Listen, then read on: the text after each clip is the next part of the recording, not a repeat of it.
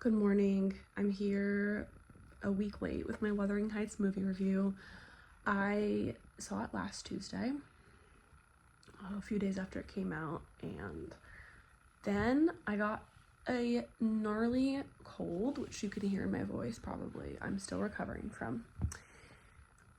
So I did promise a Wuthering Heights review, and I'm sorry that it's getting out late. I wish I could have powered through and made a video, but could not make it happen. So here we are from my couch. It's like 8:30 in the morning. We're doing it. Okay.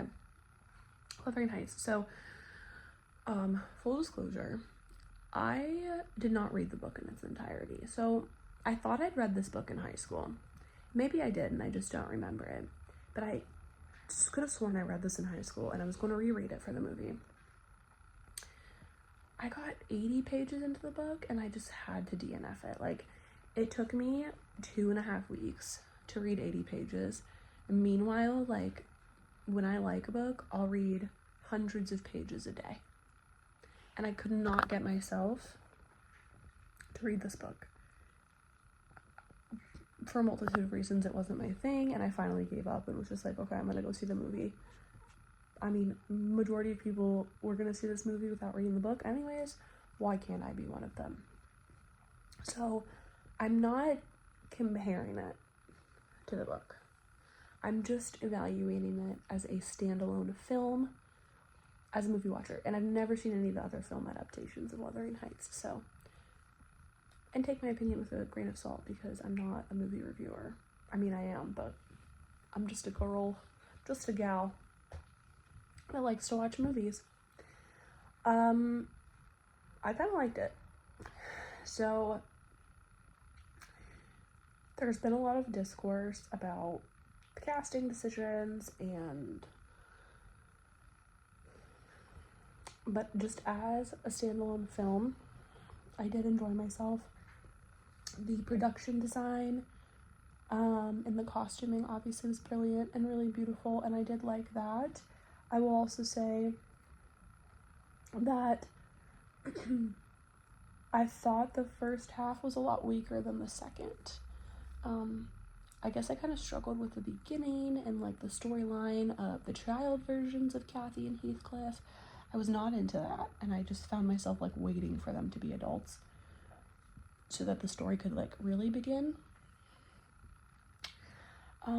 I think that Margot Robbie and Jacob Elordi have insane chemistry, and they're either the greatest actors of all time or they're into each other in real life. I'm not trying to start rumors, but I really felt that. I thought it was kind of funny that they decided to give Jacob Elordi like a little gold earring, just like his character in Saltburn, and like kind of the same haircut as his character in Saltburn. That was interesting. It was an interesting choice to me, because why would Heathcliff have a little gold earring? Male manipulators do be wearing earrings. Actually, maybe that's why. I digress. And I thought Margot Robbie did a really good job of making me irritated. Kathy's character is not somebody that we want to root for, but Margot Robbie is somebody I'm always rooting for. So I thought she did a really good job of being annoying and shrill and making me kind of hate her. That's not a type of role that we're really used to seeing her in. She's usually quite likable. So I did really like what she was doing there.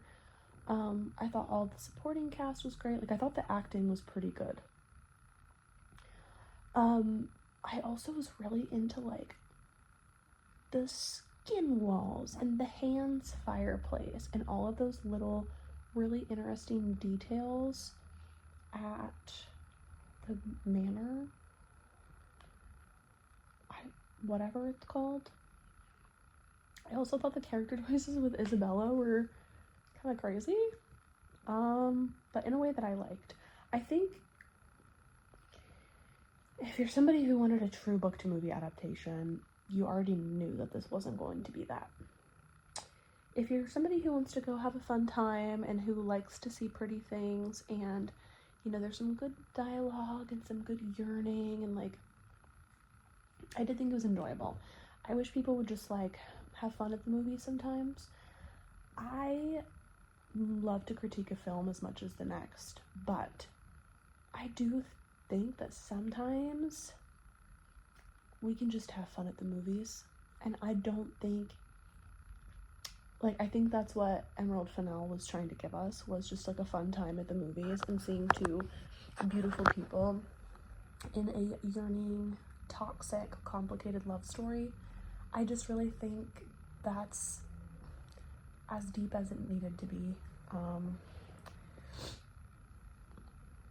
Like, she wanted to make it beautiful. She wanted to give people something to talk about. This is a good movie to go see with your girlfriends, and like, it's a good popcorn film. Do I wish it would have been a little more inspired and complex? Sure.